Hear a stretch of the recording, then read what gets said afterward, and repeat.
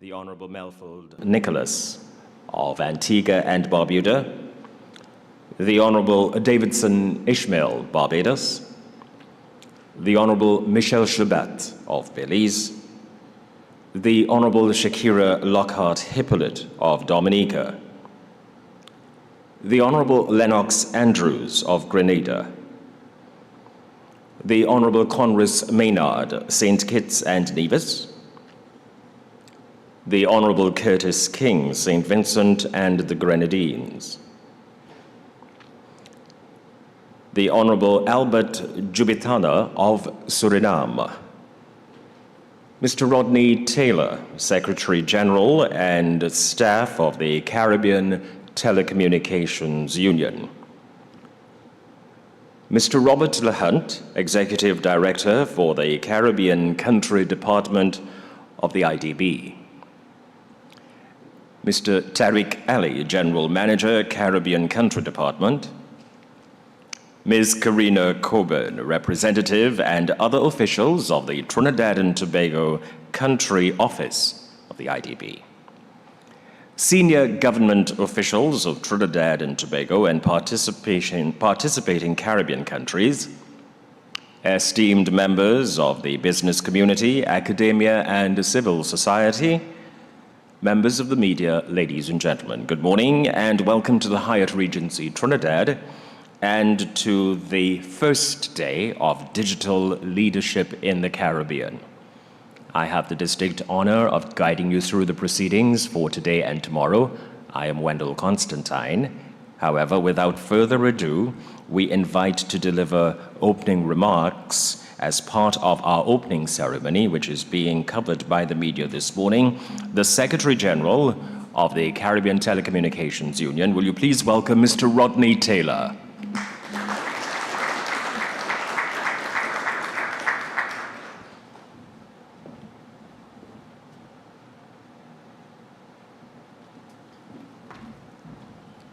Good morning, ladies and gentlemen. For those of you who are students of the Bible, you will know that I'm really just like John the Baptist this morning, preparing the way for those speakers who are to come. And so my role is really just to extend a warm welcome to you on behalf of the CTU Secretariat. We're very pleased to have you here. Thank you for your time. We know that many of you had great difficulty in getting here, because regional travel is not what it used to be. But we are pleased that you were able to make the effort to be here. So I see some of my good colleagues. I won't start calling names, but my minister from Barbados, my colleagues. Of course, I worked for many years with the government of Barbados before taking this job. Many of you have not seen since Bucharest. Some we have not seen since Bahamas with our ICT week, but it is always good to have our ministers come together. As the saying goes, the whole is greater than the sum of its parts. And so as much as we're all in our respective roles working on national digital transformation, ICT development, digital identities, ICT infrastructure, I'm really pleased that we're able to partner with the IDB in hosting this meeting today, because we really would love to see some regional projects. Digital identities, for example, is something we spoke about. The ability to have interoperability so that as you move from country to country within this single ICT space, that we are able to have that synergy. And so I'm pleased with the format of the meeting. There are some policy briefs that were distributed. We hope you've had the opportunity to look at that. And we want that this meeting, at the end of it, we have some concrete deliverables in at least 4 of those policy areas. And so I look forward to being a part of the discussions here with you, and I really beg your indulgence as we discuss, and your commitment that as we leave here, that we do have some concrete deliverables. So once again, welcome on behalf of the CTU, and I look forward to a productive day. And I would also wish to remind you that tomorrow afternoon, this session moves over to the CTU Secretariat. And I'm pleased to welcome our ministers there as well, because for some of you, or most of you, it'll be the first time visiting the Secretariat, so we look forward to having you here. So again, welcome, and thank you for being here.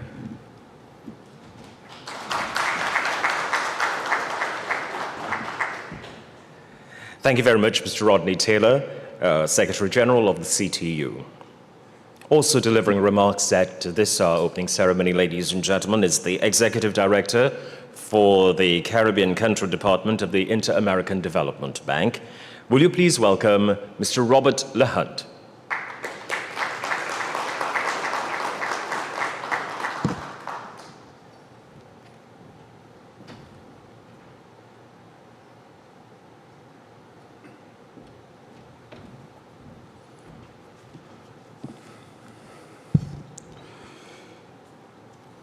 Good morning, all protocols observed.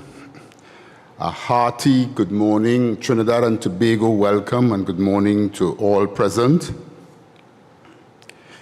It is indeed an honor to be here with an inspiring lineup of the Caribbean leaders to launch what I hope to be the first of many sessions of dialogue and interaction.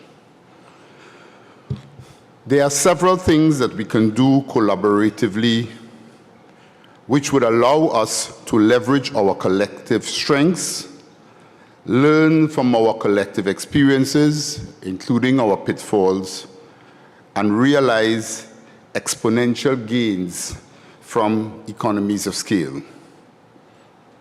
The president of the IDB is a formidable advocate for regional initiatives, which is also an approach that I continue to lobby for in my capacity as Executive Director for the Caribbean member states at the IDB. Clean energy initiatives, for example, the transition to renewables is where the world is heading. And while this shift is daunting for many of us who have either industries and systems rooted in fossil fuels, we also recognize that the transition is inevitable and there is a lot that we can do to propel us forward at a faster rate. Similarly, we face the same inevitable ability with digital transformation and digital disruption. Much like the shift to renewables, it requires a delicate balance between, and a balancing act between optimization, using technology to do things better, and disruption, using technology to do things differently. The politicians and the policymakers have the most difficult job of all, because they must manage the balance between the global push for transition and the pull for maintaining the status quo and staying within the comfort zone. And for those of you who know me well, I have some first-hand experience in that in a past life. Therefore, as we work within our individual country systems to strike that balance and move forward, these interactions are going to be instrumental in shaping a more inclusive digital transformation. Success in this transition will require dialogue and strategic alliances among governments, agencies, private sector, and civil society to deliver an ambitious vision. Your presence here today demonstrates your commitment to expanding and strengthening the community of partners, which will have a key role in leading the digital transformation process. The IDB is all about improving the lives of people of the Latin America and Caribbean region. The commitment of the IDB to the development of the Caribbean region and to improving the lives of the people of the region is strong and unwavering. I know that the IDB group has the expertise both on the sovereign side and the private side via the IDB Invest and IDB Lab, and is the ideal institution to catalyze this process.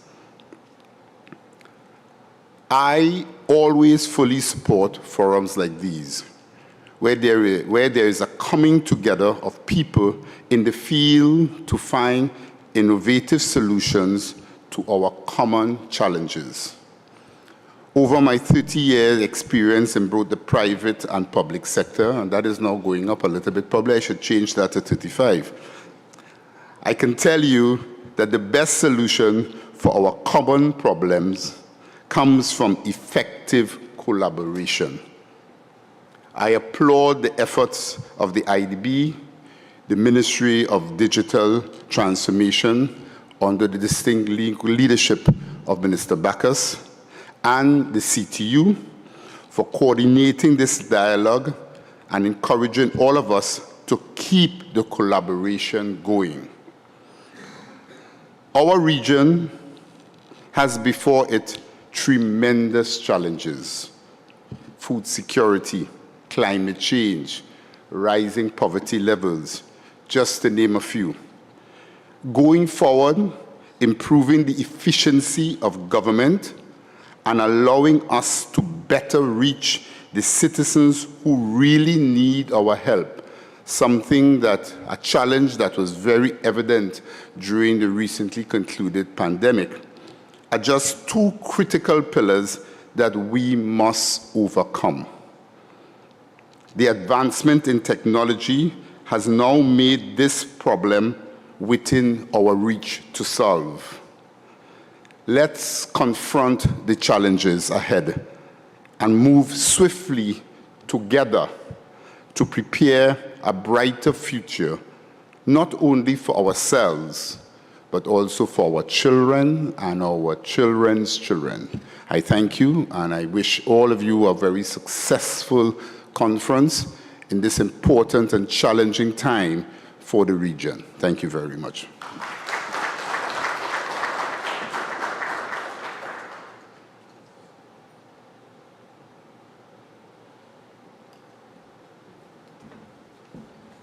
Thank you very much to Mr. Robert LaHunt, Executive Director for the Caribbean Country Department of the Inter-American Development Bank. Thank you, sir.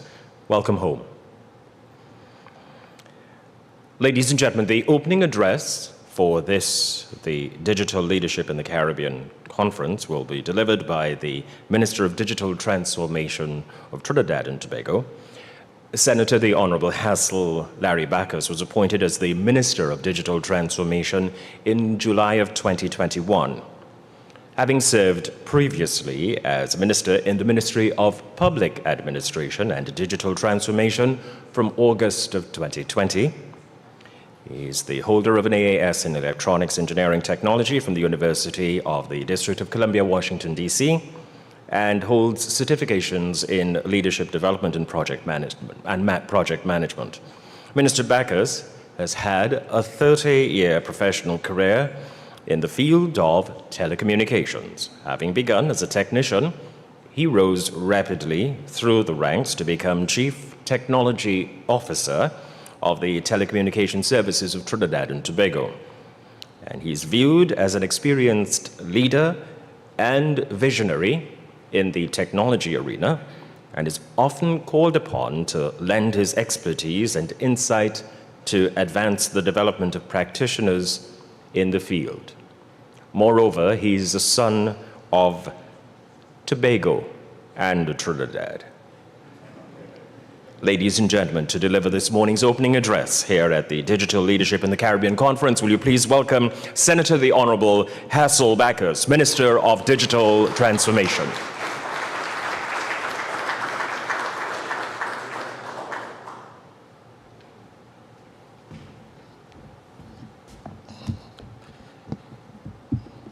Thank you very much. Good morning to all our distinguished leaders, ladies and gentlemen present here today. I really hope your travel was well and everyone is here, everyone looking bright and shiny this morning. And on behalf of the government of Trinidad and Tobago, it is indeed my honor to extend a very warm welcome to the executive session on digital leadership in the Caribbean.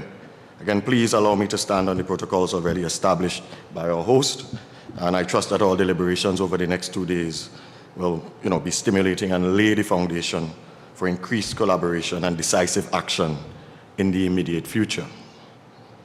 It is also my great pleasure to extend thanks and appreciation to the digital leaders, technocrats, and champions who have contributed to making this regional digital meeting of digital ministers a reality.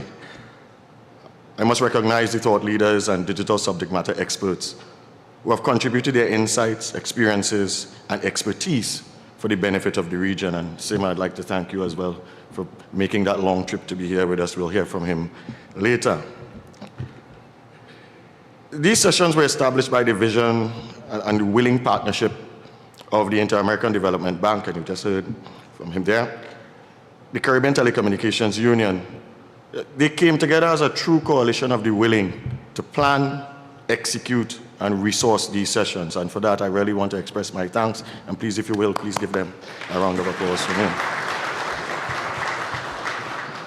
And even with that, it still would not have taken place without the active engagement of the conference support team, the CTU, the IDB, the Ministry of Digital Transformation staff, members of the protective services, health services, the Hyatt Regency team members, and of course the unsung heroes who were here till late into the night, I understand last night, behind the scenes to ensure that everything runs smoothly and seamlessly, and it has been doing so far. So since I became a Minister of Government in 2020, 2 events occurred which impressed upon me the need for urgent and collective action to address the management of digital affairs at a regional level. I want to put a disclaimer on this. I did not do any of this. I had no part in it. The first was on December 2022, December 7th, when the internet service in most of the Southern Caribbean abruptly went down. I wonder how many people remember that when it happened. Effectively, Barbados, Dominica, Grenada, Guyana, St. Lucia, St. Vincent, the Grenadines, Trinidad, and Tobago had real serious restrictions in terms of the wider digital community and being access to that for the better part of a day. Listen to this. It appears that the loss of connectivity was caused by the simultaneous occurrence of 3 events. A submarine fiber optic cable got damaged somewhere between Antigua, Barbuda, and Guadeloupe. Another submarine cable between Curaçao and Trinidad and Tobago was damaged. And finally, there was a power outage island-wide in Curaçao. What did that do? Well, effectively, what it did, it created a significant broadband and internet resource restriction in the Southern Caribbean.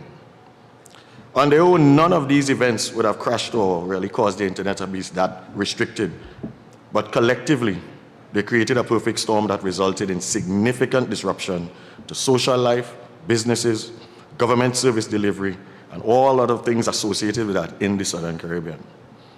The second incident, and I got calls about this because people believe I had done this deliberately, was on Monday, October 4th, 2021. Some of you may remember that if you're from Trinidad, it was budget day. Very busy day for us here at the ministry, and the budget estimates were being prepared and so on, so everyone was in somewhat of a friendly. But instead of focusing on the MDT's plans and programs for the coming year, I found myself answering a host of questions from parliamentary colleagues, media, friends, all asking about the fact that Facebook, WhatsApp, and Instagram Messenger were mostly unavailable. You know, there was the usual pick-on in Trinidad thing, where they were saying that the Minister of Digital Transformation had deliberately turned off the internet to the country so that everyone could focus on the Minister of Finance delivering the budget. Again, I state, I did no such thing. The thing is, for about 6 hours, the most popular social media platforms at the time were mainly inaccessible. And of course, that created another disruption because, you know, the social life in Trinidad and Tobago is really tied to those things. And what we found now, a significant part of the business life is tied to it as well. These 2 examples illustrate the importance of ensuring that our digital infrastructure is resilient, reliable, and above all else, secure. Given the interconnectedness of today's digital environment, this is an issue that transcends national boundaries. And the example really gives you a feel for that. From a Caribbean perspective, it is a regional imperative that our mainly small island developing states always remain connected, not just to each other, but to everywhere else. This requires a coordinated response from all of us as it resonates given the commitment of our region to establish a CARICOM single ICT space. Our vision is of an ICT-enabled space that transcends boundaries and provides an enabling environment that fosters the development of the digital society and economy. It also requires a regional platform that facilitates interoperability between governments and CARICOM member states, and CARICOM and other member states. The various components of the digital CARICOM space include some critical and in many cases quite familiar issues, several of which can be explored in depth during our executive sessions that we're having here. But I'll just name a few that we probably should look at.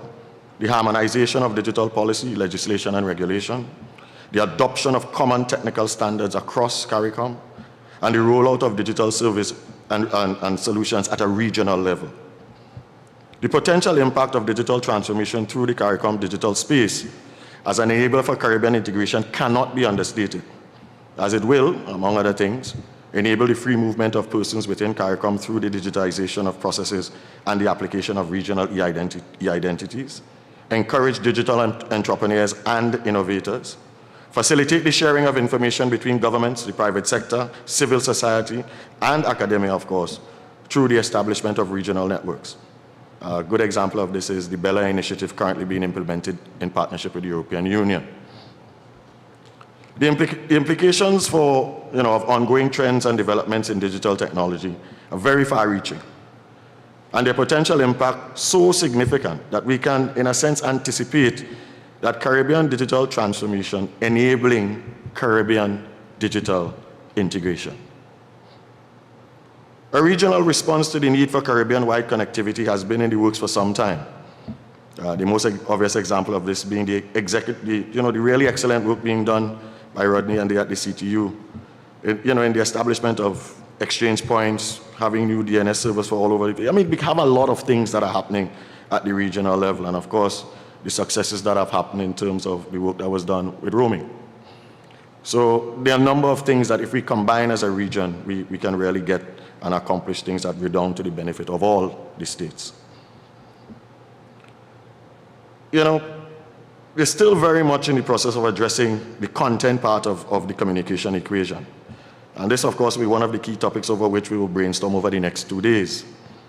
We'll examine the importance of data sovereignty, the need for in-region hosting of data to mitigate risk and promote resilience in the delivery of CARICOM-wide services.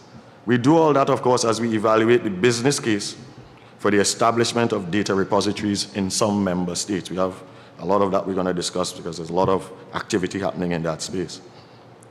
An option for us as a region, of course, is to establish data centers in strategic locations around the Caribbean as repositories for the critical data of CARICOM member states, and we've seen where the value of that can be.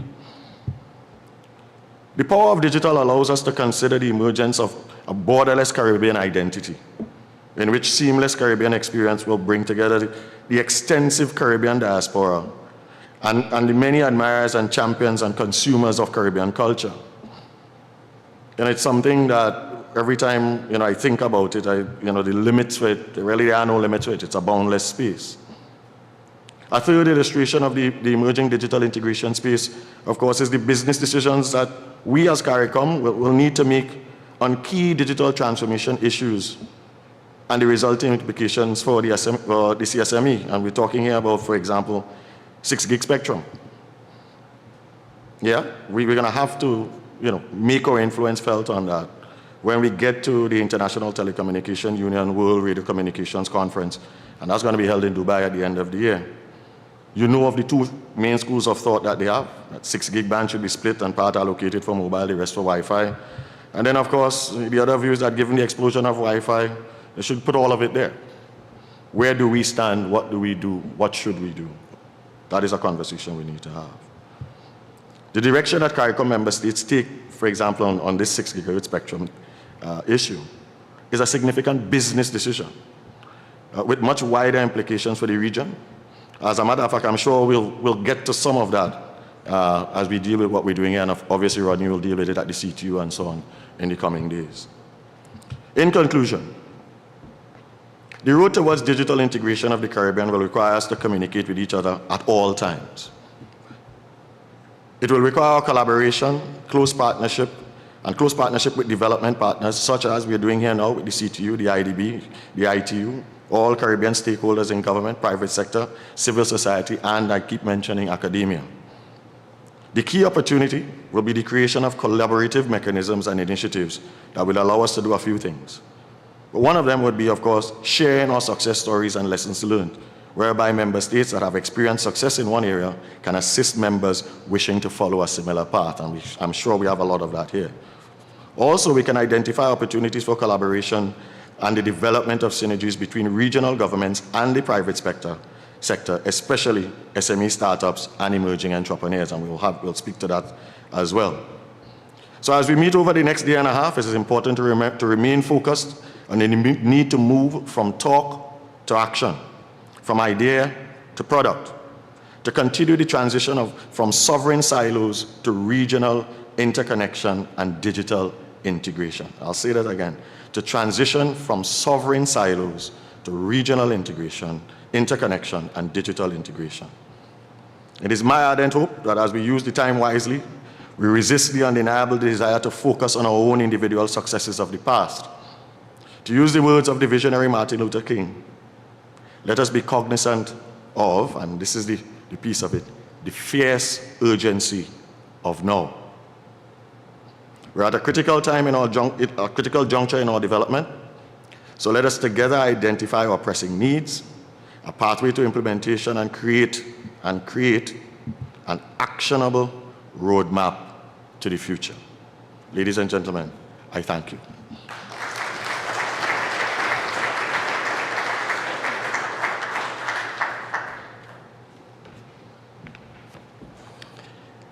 Thank you very much to the Minister of Digital Transformation, Senator the Honorable Hasselbackers. Well, ladies and gentlemen, as we started well underway with our agenda, this brings us to the end of what is listed as the welcome and introductions for the morning and our opening address. We take this opportunity to thank members of the media who were present with us for this segment of the program. They'll be joining us at another time during the proceedings for another occasion of good coverage. So we pause just for a moment to facilitate their departure. And as members of the media take their leave of this room for this portion of the agenda, permit me to just share a few items for your good connectivity. The space that you should be occupying virtually is at hubilo.com. That's HUBILO.com. And I'm sure you've received it as part of your briefing pack and your portfolio when arriving, but that facilitates all levels of awareness of the agenda, participants, as well as platforms for ongoing communication. So should you have questions or points or areas or remarks or views or contributions that you wish to make during the entire segment of our conference at any stage, you are more than welcome, having registered, to use hubilo.com, which will continue to be the virtual space of monitoring and facilitate engagement over the next 48 hours and continuing thereafter. Should you need any assistance with connectivity, please let us know, and we will be more than willing to facilitate and ensure that you are engaged. This workshop and the objectives of the workshop are really intended to facilitate a comprehensive understanding among executives of cross-border challenges and opportunities to advance digital transformation in the Caribbean.